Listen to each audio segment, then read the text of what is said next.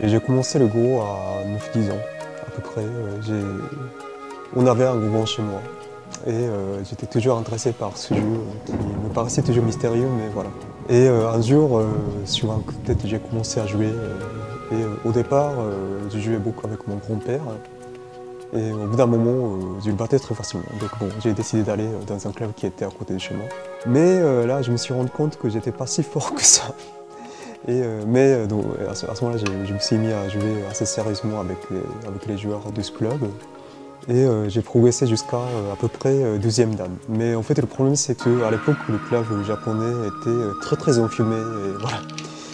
À un moment donné, j'ai eu un problème de santé, donc j'ai dû arrêter le Go pendant 3 ans. Et j'ai redécouvert le Go à l'université de Tokyo. L'université de Tokyo avait une très bonne équipe à l'époque. Et moi, dans cette équipe, je jouais comme troisième, deuxième, première table. J'étais devenu complètement accro du Go.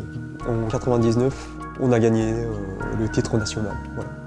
Et j'avais même un ami qui est devenu pro depuis et un autre qui est devenu champion amateur du Japon. Voilà.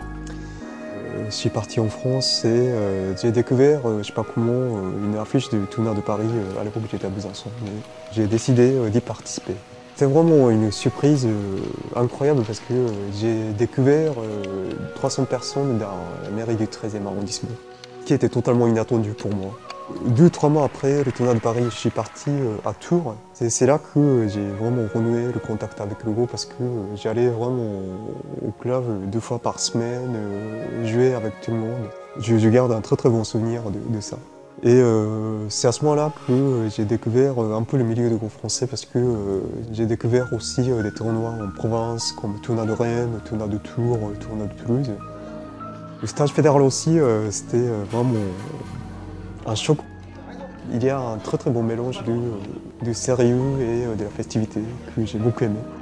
Le Go français m'a accueilli de manière merveilleuse et c'est là que tout a commencé.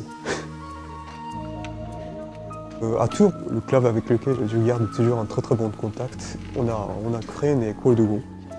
Et ce qui est très bien, c'est qu'on commence à avoir vraiment des gens d'extérieur, des enfants qui ont découvert le Go via l'Ikaru no Go, ou bien les adultes qui sont attirés par ce jeu asiatique. En fait, je voulais faire un livre facile à accès pour les gens qui ne savent pas du tout ce que c'est. J'essaie de me mettre dans la peau d'un débutant qui découvre le jeu. Donc à partir d'Atari pour arriver à la notion de territoire. En France, on aime bien le côté un peu esthétique et théorique de Go, mais j'ai beaucoup insisté sur les captures. Pour progresser, il faut bien apprendre à capturer les pierres. Faire des semi-Go très simples. Oui. C'est la manière la plus simple d'atteindre le niveau d'un, je pense. Alors ce territoire-là aussi, donc c'est pas si petit que ça. Et surtout au stage, je commence à donner des cours assez tôt. 2 années de suite, en 2004-2005, j'ai pris la responsabilité pour la pédagogie pour les adultes avec Pierre-Edouard et Camille, qui étaient des responsables avec moi du stage.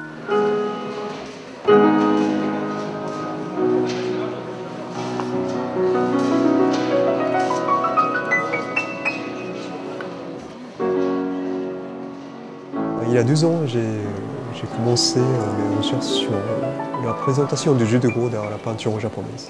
J'ai commencé à collectionner les images qui représentent le Go. J'ai découvert avec surprise qu'il y en a un certain nombre. C'est une illustration du roman de Genji qui date du XIe siècle. C'est un des plus vieux romans du monde.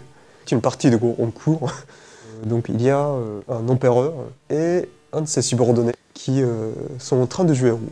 À l'époque, une partie de Go était toujours accompagnée d'un enjeu. Et ce qui est très curieux, c'est la présence des 2 dames de cour qui sont en train d'épier les 2 hommes. Parce qu'en fait, l'empereur voulait donner sa fille donc, à Kaoru. Voilà, à l'époque, en fait, les femmes et les hommes étaient très séparés. On vivait dans un monde très cloîtré. Et là, en l'occurrence, en fait, c'est le personnage principal du roman, le prince Genji, découvre une princesse avec qui il avait passé déjà la nuit, mais il n'avait pas vu son visage. Et là, en fait, il découvre cette femme pour la première fois sous la lumière du jour. Une autre catégorie de peinture qui représente souvent le goût sont des images qui représentent ce qu'on appelle les 4 arts des lettrés. C'est la musique, le goût et la peinture et la calligraphie. C'est un sujet d'origine chinoise et on adopte souvent le style chinois. C'est souvent une peinture au lavis. Bon, donc celle-là est une peinture qui date du 16e, 17e siècle et qui représente donc, le goût et la peinture.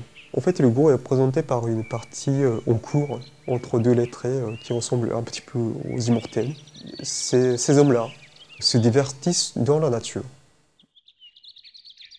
Ça aussi, c'est un détail d'un rouleau horizontal qui est très très connu au Japon parce qu'en fait, ça représente des animaux qui sont en train de faire des activités humaines. Mais c'est une sorte de caricature de l'être humain. Et ça date du XIIe siècle. Il y en a certains qui disent que bon, ce genre d'images un peu caricaturales seront des ancêtres du manga. D'abord, j'aimerais bien contribuer au développement du goût en France. Bon, il y a bien sûr deux directions, c'est-à-dire la direction horizontale, agrandir la masse critique des joueurs de Go, c'est-à-dire le nombre de joueurs de Go qui existent en France. Et après, bien sûr, il faut aussi travailler sur le développement vertical, c'est-à-dire il faut améliorer le niveau des meilleurs joueurs français. Ça, c'est un objectif très très important pour la reconnaissance de jeu. Je participe beaucoup au tournoi en province parce que je pense que c'est très important que les joueurs forts soient présents dans ces tournois. J'ai été plusieurs fois 12e au tournoi de Paris ou bien au Paris Meijin après Fanny ou Daijoufu. Et une fois champion de France, du championnat de France, que je considère très très important. Et je pense que quand on fait ce qu'on aime, je pense qu'on atteint vraiment un certain niveau de maîtrise de ce jeu. C'est une manière de progresser tout en gardant le plaisir. Donc voilà, faites ce que vous aimez.